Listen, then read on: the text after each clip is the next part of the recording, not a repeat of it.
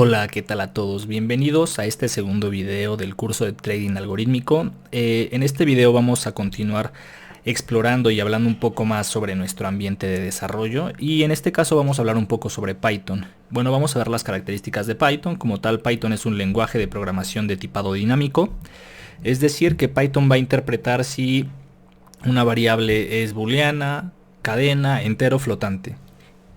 Python también contiene una amplia gama de librerías para análisis estadístico, para machine learning, para desarrollo web. Y bueno, vamos a utilizar varias de esas librerías, como van a ser Pandas, como va a ser NumPy. En este caso vamos a utilizar Apache Airflow, que está construido sobre una librería que se llama Flask. Entonces vamos a hacer uso de muchas de estas librerías en este curso. Es un lenguaje multiparadigma. A esto se refiere que puedes hacer uso del paradigma orientado a objetos, programación funcional, entre otras. Nosotros vamos a realizar muchas funciones porque de esa forma vamos a entender mejor los algoritmos. No nos vamos a lidiar mucho con clases, con estructuras complejas, no. Vamos a hacerlo lo más sencillo, y esto va a ser a través de funciones. Y bueno, Python tiene una amplia documentación, un gran soporte y una muy grande comunidad. Entonces vamos a ver un poco más sobre Python. Y bueno, aquí es un lenguaje de programación interpretado. Esto quiere decir que no tiene un compilador. Estas son las extensiones principales: Py, PyC, etcétera. Fue creado por Guido van Rossum en 1991. Estamos hablando que este lenguaje de programación nació cuando yo tenía un año. Y bueno, tiene influencias de varios lenguajes, en este caso Lisp, Perl. Y bueno, como tal, es creado por Guido van Rossum, es un programador holandés. Se inspiró en el humorista Monty Python. Y bueno, se ha ido construyendo a lo largo del tiempo. Podemos decir que todo está, o bueno, Python es a mí en lo personal me gusta mucho porque es un lenguaje muy claro. Puedes prácticamente leer el código como si fuera texto, lo cual hace que sea muy fácil seguir, muy rápido de aprender, y bueno, es muy poderoso para toda la parte de machine learning y para la parte de ciencia de datos. Y bueno, esta es la filosofía de Python, o se llama el Zen de Python, y son varias frases las cuales pues nos deben de guiar a través de nuestro desarrollo. Y bello es mejor que feo, explícito es mejor que implícito, simple es mejor que complejo, complejo es mejor que complicado, plano es mejor que anidado, disperso es mejor que denso, la legibilidad cuenta. Los casos tan especiales no son tan especiales como para quebrar las reglas. Lo práctico gana lo puro. Los errores nunca deberían de dejarse pasar silenciosamente, a menos que hayan sido silenciados explícitamente. Frente a la ambigüedad, rechazar la tentación de adivinar. Y preferentemente debería de haber una, y preferiblemente solo una manera obvia de hacerlo. Y bueno, muchas veces en la programación hay muchas formas, pero posiblemente deba de haber una manera obvia de hacerlo. Y bueno, prácticamente este se le conoce como el Zen de Python, y es lo que nos distingue cuando nosotros escribimos código en Python, que sea apythónico. Y bueno, Python ha sido desarrollado a través de los años. Contiene un modo interactivo, que es una consola interactiva. Prácticamente la podemos ver. Bueno, déjenme, abro aquí mi consola. Y bueno, en este caso, por ejemplo, aquí tengo mi ambiente de Python. Entonces le pongo Python y badabim badabam, ya tengo aquí una consola interactiva. Y le pongo hola PyPro. Boom. Ahí. Y como ven, aquí me ha regresado esto, ¿no? Entonces esta es una consola interactiva. Es bastante ya utilizada en Python. Y bueno, vamos a hacer nada más un pequeño repaso de los comandos o de la sintaxis en Python. Y bueno, estos son los elementos. Una lista es un conjunto de valores. Puede contener valores numéricos, flotantes, o en este caso cadenas, o incluso otro tipo de arreglos. Una cadena, pues bueno, es un string y se compone, o lo podemos distinguir por estas comillas sencillas o dobles. Los comentarios van en triples comillas, ya pueden ser sencillas o dobles. El método print, muy usado. Variables las definimos a través de un igual. Estas son palabras reservadas dentro de Python, como AND, assert, break. Bueno, AND es para cuando estás haciendo una evaluación. Se cumple una condición AND y otra condición. Assert es para verificar que algo es igual a algo. Break es para salir de un loop. Class es para definir una clase. Continue continue es para continuar dentro de un círculo, bueno, sí, ciclo. Def para definir una función. Delete para borrar un objeto en memoria. Elif, una condicional que también sigue de else. Except es cuando hacemos un try except. Finally para finalmente ejecutar algo, ya sea en un ciclo o en un try. For para iterar, etcétera, ¿no? Bueno, aquí tenemos demasiadas palabras reservadas y aquí vemos los tipos de datos. Tenemos string o cadena, Unicode cadena, list secuencia, tuple secuencia, set, frozen set, dict, int, long, float, complex. Prácticamente lo que vamos a utilizar mucho son listas que se parecen a los vectores, diccionarios cuando queramos hacer algún tipo de mapeo. Y bueno, todo lo demás nos los va a dar NumPy, que es la librería que vamos a estar utilizando. Entonces, bueno, condicionales, if una condición, print, bueno, verdadero, se ejecuta lo de abajo, else se ejecuta lo de abajo, ¿no? Aquí normalmente esto es una evaluación. Aquí como ven lo están haciendo igual a true, pero aquí podemos poner 1 igual a 1 o 2 igual a 1, etcétera, ¿no? Esta es la parte de los elifs cuando tenemos varios casos. Cuando queremos hacer ciclos, vamos a hacer for, variable local o variable temporal dentro de la lista. Y bueno, aquí podemos ver los ejemplos. El while es while una condición sea verdadera, se ejecuta lo que esté en el bloque del while. ¿Qué otra cosa podemos ver? Bueno, estas son las partes de las estructuras de datos que tenemos listas. Tenemos tuplas, diccionarios que se definen de esta forma. La forma de definir funciones bastante importante. Def, el nombre de la función, los parámetros que recibe y lo que está dentro de la función.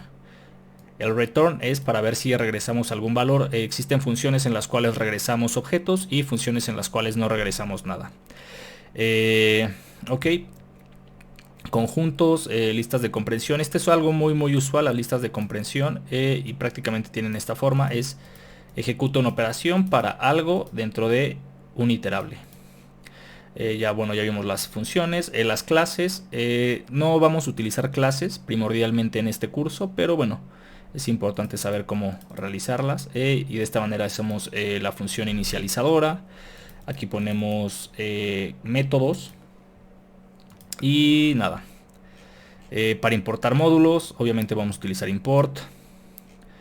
¿Qué otra cosa? Bueno, nada, prácticamente esto es una pequeña revisión de Python. Y pues bueno, lo vamos a ir revisando durante el curso, así que no se preocupen. Cualquier duda nuevamente pueden preguntar vía Discord, cualquier tema, ¿no? Entonces vamos a continuar con nuestra próxima herramienta y vamos a pasar a Docker. Y bueno, ¿qué es Docker? Docker es un sistema de creación de contenedores. Un contenedor lo podemos ver como una pequeña máquina virtual. ¿Qué hace esto? Pues bueno, esto facilita la portabilidad de aplicaciones en diferentes entornos de desarrollo. Es decir, yo estoy ahorita trabajando en una computadora que tiene Windows como sistema operativo, pero el deploy lo voy a hacer en una máquina que va a tener sistema operativo Ubuntu, ¿no? Entonces Docker nos da esta flexibilidad de portabilizar los ambientes. Y evidentemente esto hace que el desarrollo sea muy rápido, ¿no? Es por eso que en un inicio, en el curso, pues yo menciono que prácticamente es copiar el código, porque todos vamos a estar trabajando bajo la misma estructura, bajo el mismo ambiente, entonces no debiese de haber algún tipo de fallo. Y bueno, aquí lo comento, es similar a una máquina virtual. Y pues estas máquinas, o sea, porque imagínense qué flojera andar repitiendo imágenes o compilando siempre las mismas cosas. Existe algo que se llama Docker Hub, en el cual pues ya hay varias imágenes prearmadas. Hay imágenes para hacer uso de Machine Learning, hay imágenes de bases de datos. En este caso nosotros vamos a utilizar la imagen de MySQL. Y bueno, existen ya imágenes prearmadas y evidentemente yo les daré una imagen prearmada para realizar esto. Entonces sé que es un poco compleja la idea de Docker, ¿no? Como un contenedor. Pues explícame más qué es un contenedor. Y prácticamente se ve así. Tenemos un sistema operativo. Este sistema operativo puede ser Windows, puede ser Linux, puede ser cualquier cosa, ¿no? AMD, lo que sea, que diga en este caso Mac. Luego tenemos una pequeña interfaz con Docker. Docker es este programa que les comento que nos va a ayudar a compilar imágenes y a reproducir lo mismo en diferentes sistemas operativos. Entonces, sobre la imagen de Docker tenemos algo que son las librerías y los procesos, ¿no? Entonces nosotros estamos separando en capas prácticamente una instalación de software. Y vaya, por eso es muy poderoso Docker, porque hace un contenedor. Este contenedor es portable, lo podemos reutilizar en otros sistemas operativos. Y lo podemos pensar como una serie de capas que nos van generando procesos. Y eso lo veremos ya cuando estemos trabajando en el deploy. Pero bueno, solamente me gustaría que lo pensaran así. ¿Qué características tiene Docker? Y pues bueno, les comento que son como pequeñas máquinas virtuales, las cuales inician con un archivo de configuración y emulan un ambiente específico. Es decir, que depende del archivo de configuración. Si nosotros vamos a repetir lo mismo en cada ambiente, ¿no? O sea que el archivo de configuración nos va a dar el ambiente. Y bueno, la ventaja principal es que podemos hacer replicables los ambientes. Es decir, si yo creo una imagen de Docker y ustedes la corren en su computadora, debe de correr de la misma forma, ¿no? Entonces esto hace que, pues bueno, los ambientes con las mismas características se vuelvan algo sencillo y muy fácil de hacer. Y ahora bien, quiero pasar un poco a la documentación de Docker. Y bueno, esta es la página oficial de Docker. Entonces, bueno, aquí hay las explicaciones de, bueno, que es un contenedor, bla, bla, bla. Y como les comento, aquí está como el sistema operativo y las diferentes aplicaciones. Y vaya, esto es, si lo quieren leer, esta es la página. ¿Qué vamos a necesitar? Bueno, nosotros para inicializarnos con Docker necesitamos descargar Docker Desktop. En este caso Docker Desktop si estamos utilizando Windows. Evidentemente los links los van a tener en la parte de recursos del curso, pero solamente sepan que tienen que descargar Docker Desktop. En dado caso de que tengan otro sistema operativo, por favor pónganlo en la plataforma de Discord para guiarlos en su instalación, en dado caso de que no la tengan ya realizada. Y bueno, vamos a visualizar un poco la página de Red Hat. Y aquí nos dice, bueno, ¿qué es Docker? La palabra Docker se refiere a varias cosas, el proyecto, bla, bla, bla, bla, bla, bla.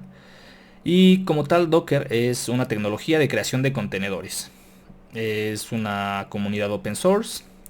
¿Cómo funciona? Bueno, realmente esto es algo más avanzado, pero nos podemos quedar con la explicación que les mencioné, que es como una interfaz entre el sistema operativo y nuestras aplicaciones. Todo a través de un documento inicial. Este documento inicial nos va a decir sobre qué ambiente va a correr, cómo se va a ejecutar, etcétera, etcétera, etcétera. Lo vamos a ir revisando. Entonces nada más les quiero compartir este link, que es el Docker Cheat Sheet. Y como tal vamos a necesitar diferentes tipos de comandos. Vamos a utilizar Docker desde la consola. Entonces, por ejemplo, si nosotros queremos construir una imagen, por ejemplo, Docker build MySQL. Esto va a crear la imagen de MySQL Docker Pool. En este caso va a jalar una imagen que se encuentra en Docker Hub.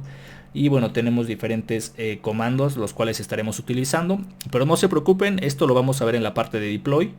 Y vaya, cualquier duda la pueden comentar nuevamente en Discord. Por favor utilicen esa plataforma para las dudas. Y nada, yo les estaré proporcionando toda la información. De hecho, en la parte de código van a poder encontrar la imagen de Docker. Y bueno, eso es como toda la parte que tenemos que ver de Docker.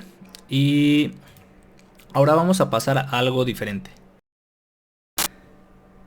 Vamos a hablar sobre MySQL. Y bueno, MySQL es una base de datos relacional.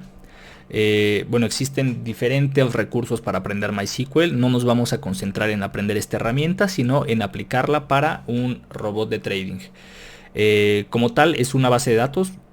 Yo creo que podemos decir que es la más usada en los desarrollos web. Y prácticamente tiene un lenguaje que se llama SQL, que es para interactuar con estas bases de datos. Entonces, ¿cómo lo podemos pensar? Bueno, cuando hablamos de MySQL hablamos propiamente de dos cosas, ¿no? Hablamos del servidor de base de datos. El servidor de base de datos es donde tenemos alojada la información. Esta puede ser una instalación local o una instalación en la nube. En nuestro caso nosotros vamos a optar por una instalación a través de Docker, ¿no? Entonces Docker va a generar esta imagen de MySQL y vamos a poder interactuar con ella de manera local. También tenemos otra parte que es el cliente de base de datos, ¿no? Entonces tenemos un servidor, el cual almacena los datos, y el cliente es realmente quien los usa. Y como cliente tenemos MySQL Workbench, es un software que podemos descargar de una página que les mostraré a continuación, pero este es nuestro cliente, aunque también existen diferentes clientes, no solamente este, podemos interactuar con la base de datos directamente desde Python y existen otros clientes, ¿no? Pero, ¿cuáles son estas funciones o de qué manera interactuamos? Pues bueno, prácticamente lo que hacemos es leer datos, crear vistas o esquemas, tablas, crear datos, insertar datos dentro de nuestra base de datos y borrarlos, ¿no? Entonces prácticamente son las operaciones más comunes que vamos a realizar en MySQL, y vamos a revisar un poco más sobre MySQL. Bueno, primero quiero mostrarles la página de MySQL Workbench. MySQL Workbench. Entonces este es el software que vamos a utilizar para interactuar con nuestra base de datos. Ok, aquí le vamos a dar descargar ahora. Y bueno, vamos a darle sí a todo. Y de esa forma vamos a tener nuestra instalación de MySQL. Nuevamente yo les estaré compartiendo los videos donde se demuestra un poquito más a detalle esta instalación. Pero bueno. Vamos a pasar a esta parte de MySQL. Ok, una base de datos es muy fácil, o sea, lo debemos de entender como un servidor y un cliente que interactúan a través de comandos. ¿Qué comandos? Por ejemplo, si nosotros queremos leer datos, nosotros vamos a tener que seleccionar datos de alguna tabla a través de este comando. Podemos hacer esto a través de este comando nos dice selecciona todo de estas dos tablas. Selecciona campo 1, campo 2 de tabla 1, tabla 2. Selecciona esta condición de esta tabla donde pasa esta condición. Agrúpalos, etcétera, ¿no? Aquí tenemos prácticamente las estructuras más comunes de consultas. Tenemos cómo ejecutar condiciones dentro de nuestras consultas. Cómo crear bases de datos. Cómo hacer joins. Un joins lo podemos ver como un buscar B en Excel, donde hacemos el cruce entre diferentes tablas o diferentes columnas en ese caso. Y bueno, aquí tenemos otros comandos, ¿no? Entonces en este curso nuevamente no vamos a aprender cómo utilizar MySQL, pero sí me gustaría que revisaran los tutoriales de W3 School, en este caso sobre SQL. Entonces aquí ustedes pueden ejecutar consultas y tienen una base de datos con la cual pueden jugar. Entonces, por ejemplo, ¿qué pasaría si nosotros nada más quisiéramos ver el contact name, ¿no? Y nada más le ponemos acá contact name from customers, ¿no? Entonces, como ven, nada más ejecutamos esto. Y nada, este es digamos, un campo de juego bastante bueno, en el cual ustedes van a poder explorar un poco más acerca de MySQL. Y nuevamente pueden encontrar estos links en la parte de recursos. MySQL es la base más común y realmente es la que se usa más en Data Science. Entonces los invito a que exploren más sobre su documentación. Nosotros solamente la utilizaremos y vamos a profundizar muy poco sinceramente en este curso, porque este curso es de trading algorítmico, pero vamos a utilizar MySQL para guardar nuestros trades y después en un futuro analizarlos. Entonces esto es todo por hoy, chicos. Ya vamos a empezar con la parte interesante, con la parte de estrategias de trading, y cualquier comentario, cualquier duda, por favor déjenlo en Discord y nos vemos hasta la próxima.